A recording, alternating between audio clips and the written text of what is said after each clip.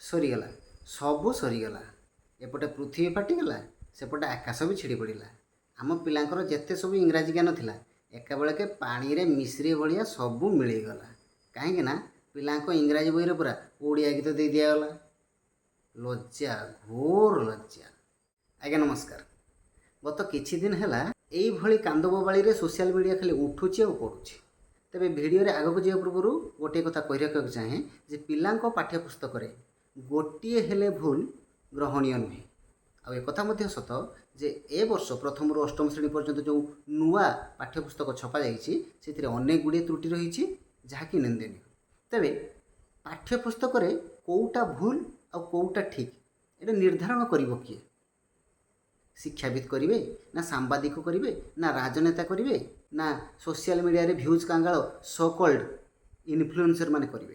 ଏବେ ପୁଣି ସେଇମାନେ ପ୍ରଶ୍ନ ଉଠାଉଛନ୍ତି ଇଂରାଜୀ ବହିରେ କାହିଁକି ଓଡ଼ିଆ କବିତା ଦେଲ? ତେବେ ଏ ବାବଦରେ ଯେଉଁ ଭଦ୍ରବ୍ୟକ୍ତିମାନେ ସମାଲୋଚନା କରୁଛନ୍ତି ସେମାନଙ୍କୁ ମୋର ଗୋଟିଏ ଛୋଟିଆ ପ୍ରଶ୍ନ। ଆଚ୍ଛା ବାବୁ, teaching learning process, child development and pedagogy, child psychology ଏସବୁ ବାବଦରେ କ'ଣ ଜାଣିଛନ୍ତି ଆପଣ କହିଲେ? କେତେ ବର୍ଷର ଅଭିଜ୍ଞତା ଆପଣଙ୍କର ଅଛି? କୌଣସି ବିଷୟରେ କିଛି ଜ୍ଞାନ ଦେବା ଆଗରୁ ପ୍ରଥମେ ସେ ବିଷୟରେ ନିଜେ ତ କିଛି ଜ୍ଞାନ ଆହରଣ କରିବା କି ନାହିଁ? ପ୍ରଥମତଃ ଆମ ପିଲାର ପରିବାର, ସାଙ୍ଗସାଥି, ସମାଜ, ସ୍କୁଲ ସବୁଠି ଓଡ଼ିଆରେ କଥାବାର୍ତ୍ତା ହୁଏ। ତେଣୁ ସେ ଯେତେବେଳେ ଇଂରାଜୀ ଶିକ୍ଷା ଆରମ୍ଭ କରେ ସେତେବେଳେ ତାକୁ ଗୋଟେ ନୂଆ ଦୁନିଆରେ ପାଦ ଦେଲା ଭଳିଆ ଲାଗେ। ଭୟ ବି ଥାଏ, ଇଂରାଜୀ ଶିକ୍ଷା କଷ୍ଟକର ଲାଗେ, ତ ଅଟୋମେଟିକାଲି ଇଂରାଜୀ ଶିକ୍ଷା ପ୍ରତି ତା'ର ଆଗ୍ରହ କମିଯାଏ। ପାଠ କହୁଛି ପିଲା ବହିରୁ ଶିଖିଥିବା ଜ୍ଞାନକୁ ଯେତେବେଳେ ତା'ର ବାସ୍ତବ ଜୀବନ ସହିତ ସମ୍ପର୍କିତ କରିପାରେ ସେତେବେଳେ ତା'ର ଧାରଣା ଅଧିକ ଦୃଢ଼ୀଭୂତ ହୋଇଥାଏ। ସେହିଭଳି ଭାବରେ ପିଲାଟିଏ ଯେତେବେଳେ ଅନ୍ୟ ଏକ ଭାଷାର ପୁସ୍ତକରେ ନିଜ ଭାଷାର, ନିଜ ପରିବେଶର, ନିଜ ସଂସ୍କୃତିର ଟିକେ ଝଲକ ଦେଖିବାକୁ ପାଏ ନା, ସେତେବେଳେ କେବଳ ତା'ର ଭୟ କମେ ନାହିଁ, ବରଂ ସେଇ ଭାଷା ପଢ଼ିବାରୁ ସେ ଆନନ୍ଦ ଲାଭ କରେ, ସେ ଭାଷା ପଢ଼ିବା ପାଇଁ ତା'ର ଆଗ୍ରହ ମଧ୍ୟ ବଢ଼େ।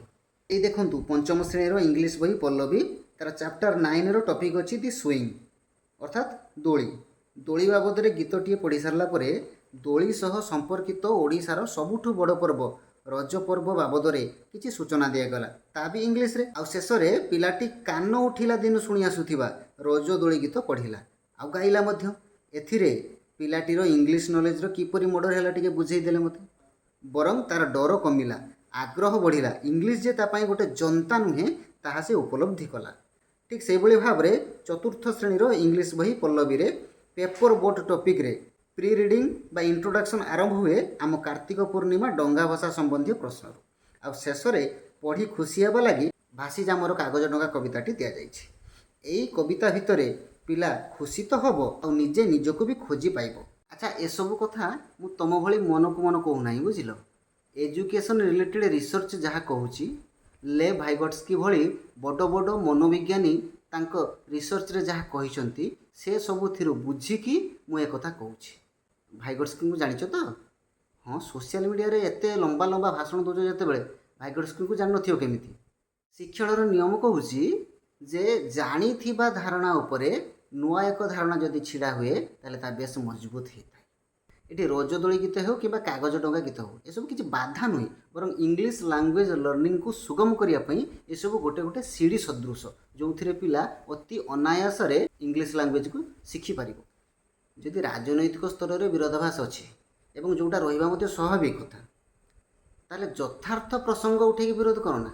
ଯେଉଁ ପ୍ରସଙ୍ଗରେ ନିଜର ଜ୍ଞାନ ନାହିଁ, କୌଣସି ଧାରଣା ନାହିଁ, ସେ ପ୍ରସଙ୍ଗରେ ଆଜେ ବାଜେ ଫାଲତୁ ଗପ କହିକି କାହିଁକି ଲୋକମାନଙ୍କୁ ବିଭ୍ରାନ୍ତି କରାଉଛ?